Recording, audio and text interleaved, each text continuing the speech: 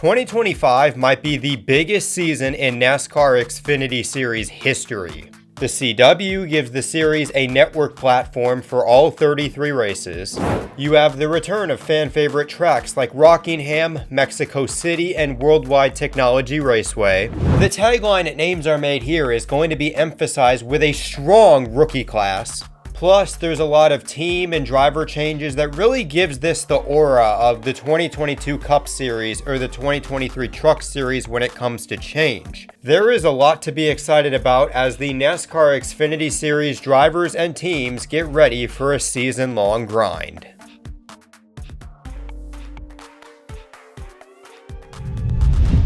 NRF Productions presents The Spotter's Guide, predicting the 2025 NASCAR Xfinity Series regular season. Of all the drivers to lead off with, we're starting with second place Sheldon Creed. His 2024 season was so historic as he broke Dale Jarrett's record for most second place finishes without a victory.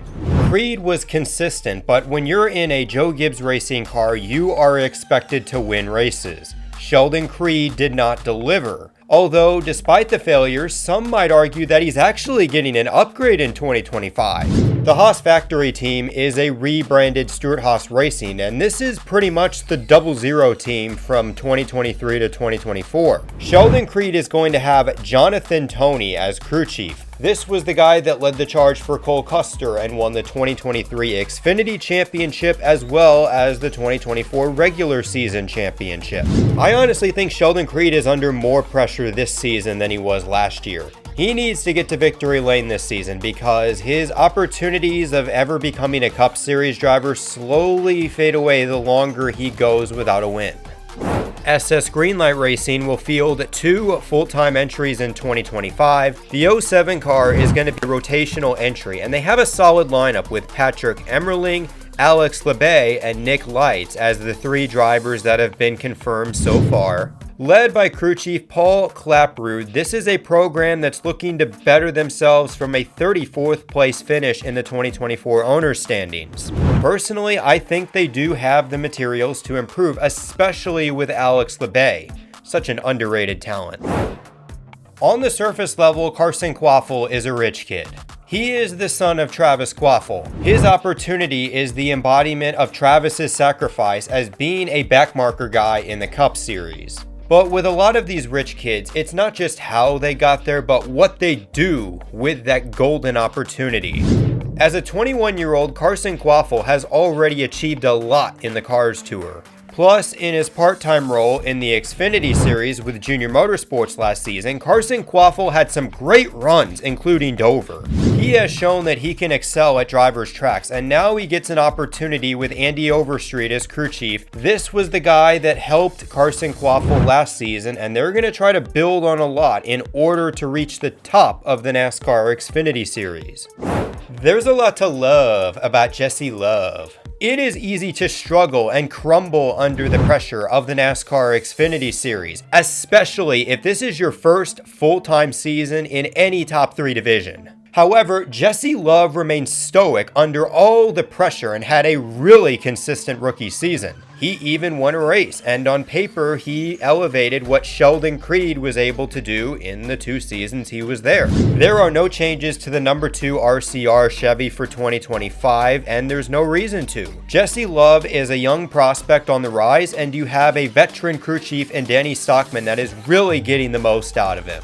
He needs to become a driver that can win multiple races and make the Xfinity Series championship race. Alpha Prime Racing is back with 3 full-time entries for 2025. After acquiring the number 4 due to the shutdown of JD Motorsports, they're going to have Parker Retzlaff this season. This is a driver that NASCAR fans see as underrated and underappreciated compared to the other young talents in this series. Parker Retzlaff, in his 2 years at Jordan Anderson Racing, was on the level of veteran Jeb Burton as a young driver, and he's been able to put up some solid stats considering that equipment. Now, Alpha Prime does seem like a lateral move.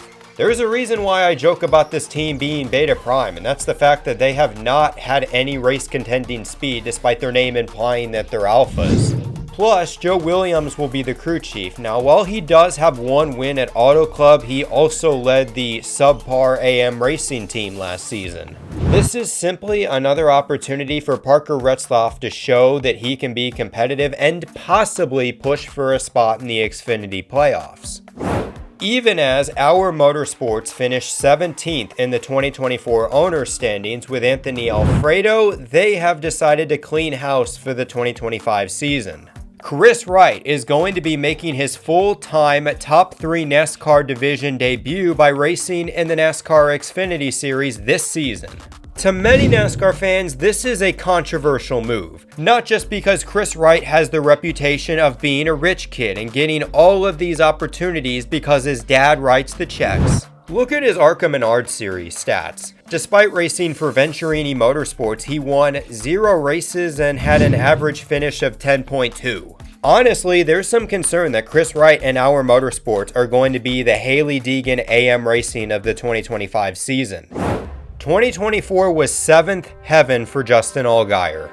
All those years of failure and coming up short of winning the Xfinity Championship was eradicated. Justin Allgaier achieved a lifelong dream of becoming a NASCAR champion.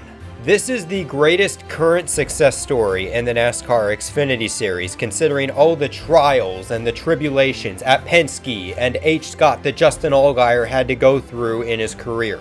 Now, Justin Allgaier is going to be the old guard of the NASCAR Xfinity Series. He is the seasoned veteran competing against a lot of these young, inexperienced 18-year-old kids. Since Justin Allgaier has a championship, honestly, I think his title defense is going to be even stronger. He is the only person in this series that's been there, done that.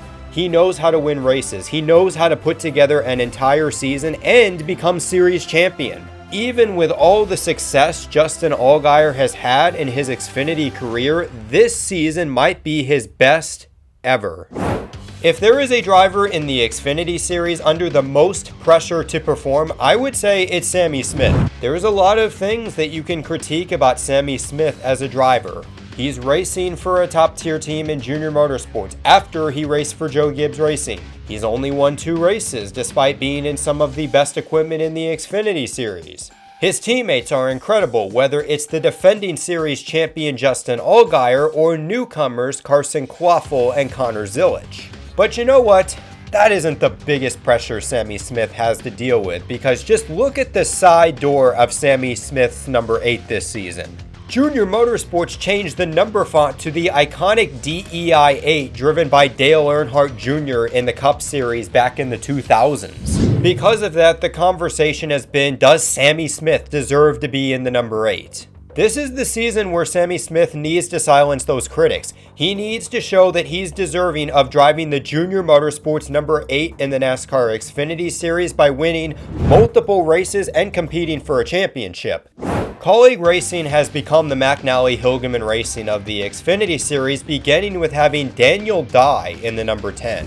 When I reflect back on Dye's stint in the Truck Series, I have mixed emotions. He did improve as a driver, making the playoffs in 2024, but at the same time, he only led 12 laps in his 2 seasons in McNally-Hilgeman Racing equipment. Daniel Dye has yet to show that he can be the championship caliber driver like he was in the ARCA Series. Maybe veteran Kevin Walter can change that and really get the most out of Daniel Dye as a driver. The expectation for Daniel Dye and Colleague Racing is to at least compete for a spot in the Xfinity Series playoffs. Maybe, if things go great, Daniel Dye does show flashes of being that driver he was in ARCA and possibly wins a race. Josh Williams was the most disappointing driver of the 2024 Xfinity Series season. For a driver that's been touted as being an overachiever and someone that gets the most out of lesser tier equipment, the number 11 car last year finished 21st in the owner standings. This made Josh Williams feel like a fraud, or that the lights were too bright for him, considering that he finished behind Our Motorsports, Sam Hunt Racing, and Alpha Prime. He needs to do better in 2025. This is his major opportunity to make an impact and really show that he is the driver that he is advertised as. Plus, he has an underrated personality. If any driver really needs to step it up in 2025 and show that he is a contender, it has to be Josh Williams. The second car for SS Greenlight Racing is the number 14, driven by Garrett Smithley. This program, led by Jason Miller, carried the torch for the organization in 2025 by finishing 31st in the owner standings. Not great, and this is definitely an organization that risks getting fizzled out considering a lot of the competition in this season. They need to improve, and Garrett Smithley is the driver I believe can at least improve them up to a top 25 in the final standings. The final full-time entry for Kaulig Racing is the number 16, driven by Christian Eckes. In my opinion, this is the NASCAR prospect that has had the biggest glow-up. Eckes went from being the driver that underperformed at KBM and ThorSport to a guy that was at the top of the NASCAR Truck Series with McNally Hilgeman Racing. The NASCAR Xfinity Series is going to be a unique challenge for Christian Eckes, especially with Kaulig Racing. This is an organization that has taken a step back ever since they joined the Cup Series as a full-time team in 2022. Honestly, Christian Eckes should be expected to translate some of what he did in the Truck Series to the Xfinity Series. He does have multiple years to do so, considering he has a multi-year deal with Kaulig, but he needs to start his tenure on the right foot. Joe Gibbs Racing has completely revamped their Xfinity Series program, with William Zilisch taking over the number 18. Zilisch has been a mixed bag as a NASCAR prospect. In the ARCA Series last year, William Zilisch won a lot of races and was the biggest challenger to Connor Zilisch. On the other hand, I am worried considering what he did in his 3 Xfinity starts. Since signing that prospect deal with Joe Gibbs Racing at 16, the hype has slowly died down for William Zilisch. However, driving in the NASCAR Xfinity Series for Joe Gibbs Racing is a great opportunity. William Zilisch should be expected to compete for a couple victories, as well as be a strong contender for Rookie of the Year.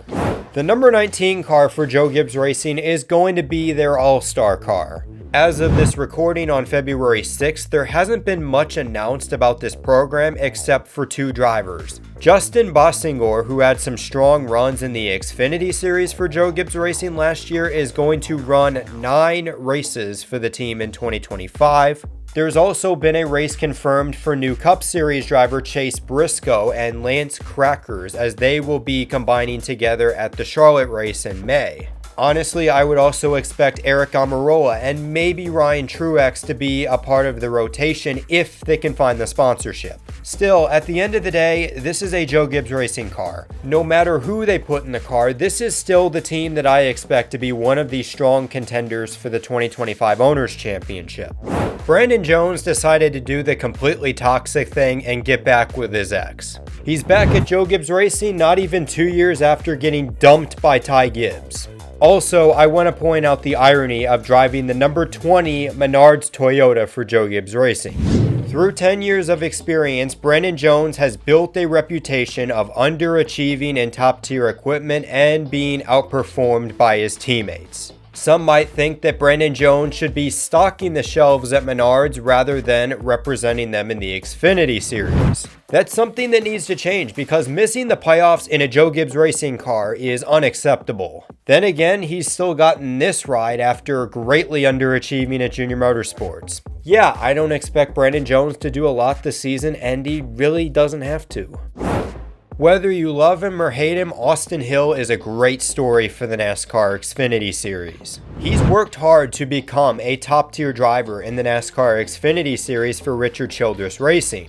His evolution in 2024 included getting past the hump and qualifying for a NASCAR championship race for the first time in his career. Finally, he's not a playoff choker. In 2025, however, there is going to be some changes, with Andy Street taking on a more utility role at RCR. The new person to lead the number 21 team is going to be Chad Haney, who has over 30 years of experience in racing and many in the RCR system. This is his first opportunity as a crew chief, which might present some new challenges. However, one thing's for certain, and that's Austin Hill domination on super speedways, and I am so pumped up for the season opener this weekend, the Austin Hill Daytona Invitational. AM Racing last season had the biggest regression of any organization in the series. Now look, I've called out Hailie Deegan, and just seeing Joey Logano perform at Chicago proves just how talented she was as a driver. But I'm not going to sit here and pretend like things were 100% Hailie Deegan's fault. AM Racing does carry some of the blame for having subpar equipment. This is a year where AM Racing is looking to regain their stride, and they're going to do that with a NASCAR Cup Series winner in Harrison Burton. Yes, Harrison Burton was embarrassing in the Cup Series, but we have seen drivers that have been demoted down to the Xfinity Series from the Cup Series perform well given their experience. I honestly think Harrison Burton and new crew chief Danny Eflin can do some great things in this 2025 season, especially at the super speedways, as I wouldn't be surprised to see Harrison Burton win a race at Talladega to make the playoffs. As the saying goes, you either die a hero or you live long enough to see yourself become the villain. Dean Thompson has pretty much become everything that his antithesis Hailie Deegan stood for. He's a driver that, despite wrecking everyone in the Truck Series and underperforming while his teammates were elite, is now going Xfinity racing. Like Chris Wright and Our Motorsports, this is a huge risk for Sam Hunt Racing. Last season, this car finished 19th in the 2024 Owners' Points, and it is a tall order for a guy like Thompson to continue that success. The biggest obstacle for Dean Thompson this season is not letting his emotions get the best of him. He's going to be racing against more professional drivers, and he cannot straight up do what he did to Tanner Gray at Martinsville and expect to get off scotch-free. Although he seems to be a great professional fighter, so he might not change. Jeb Burton is the Ricky Stenhouse Jr. of the NASCAR Xfinity Series. He's a driver that you look at and say, man, what if a top-tier organization gave him his big break? Jeb Burton has done a solid job for Jordan Anderson Racing and has been up front at a lot of the super speedway tracks like Daytona and Talladega. The expectation for Jeb Burton is that he is going to continue to perform at super speedways and continue to elevate this program. The 27 program has plateaued a bit, but Jeb Burton is the driver that can turn things around and quickly get things back going in the right direction. Like older brother, like younger brother. Kyle Sieg is racing full-time for RSS Racing, and in 2024 he did decent in his first full-time season. The 28 car finished 23rd in the final owner standings, and Kyle Sieg is going to be looking at knocking on the door of a top 20 in this 2025 season. In order to achieve that goal, he's going to have to perform the last two drivers we talked about in addition to Josh Williams. It's a tall task, but I think it's doable if Kyle Sieg continues to progress as a driver. The second Jordan Anderson Racing car is going to be driven by Blaine Perkins for the full season.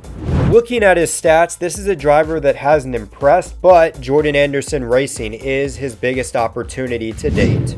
I think a good goal in 2025 for Blaine Perkins is to not just improve on the 26th place points finish the 31 car had in 2024, but also try to perform on the level of Jeb Burton. I would consider it a solid season if he can outperform Jeb quite a bit and possibly be the co-top guy at Jordan Anderson Racing. Joey Gase Motorsports has a new co-owner in Scott Olstein.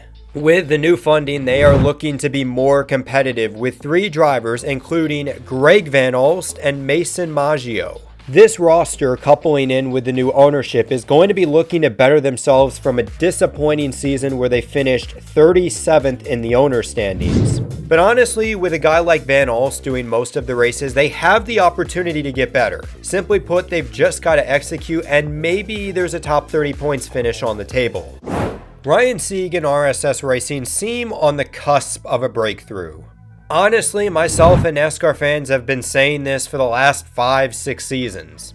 2024, while being a solid season, was still frustrating for Ryan Sieg, especially as he was just a few inches away from winning his first career race and making the playoffs. With the veteran seasoning of Ryan Sieg and his willingness to build up the team from scratch, you would think at some point this would pay off, right? I mean, in 2025, he should be competitive again, and he's got a full season sponsor in Sky Alps. Honestly, it's just all about execution. Look, we know that winning a NASCAR Xfinity race is hard, but it's going to be a lot harder in 2025. In what ways does Ryan Sieg and RSS Racing step up to the plate and challenge the new young drivers in order to finally get past the hump?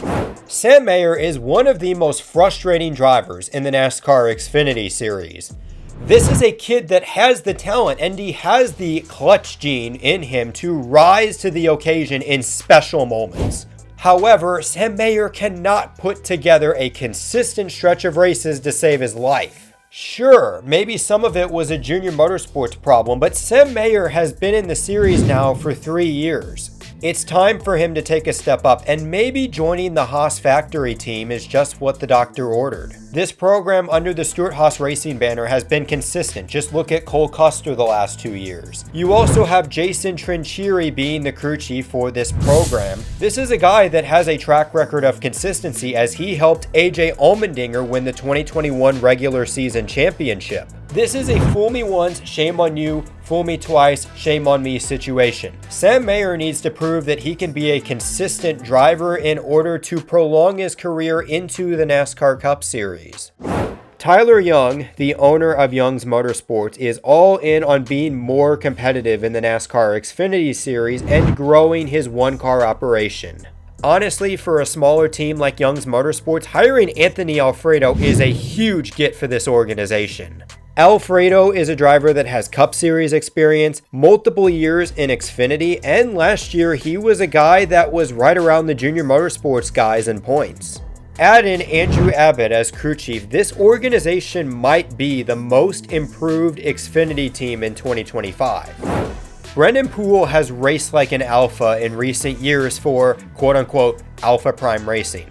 He has carried the torch for the organization with an 18th place finish in the owner's standings and has had a lot of solid runs. While it's great to build up a team like Alpha Prime Racing, there's still some demons that Brendan Poole would like to erase. One of those is all the memories of coming up short in Xfinity races, namely 2016 Talladega. If Brendan Poole is to finally win a race, Alpha Prime is going to have to be the alpha team that they're advertised as.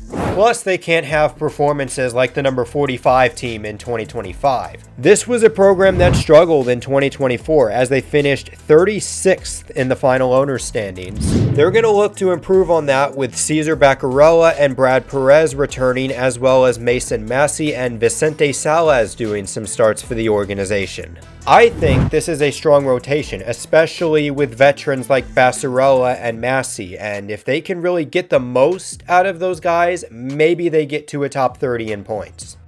Nick Sanchez had a great sophomore season in the NASCAR Truck Series, and the best part is that he didn't have to kill anyone in Homestead to do it. For 2025, Nick Sanchez is taking his talents to the NASCAR Xfinity Series with the Big Machine Racing team.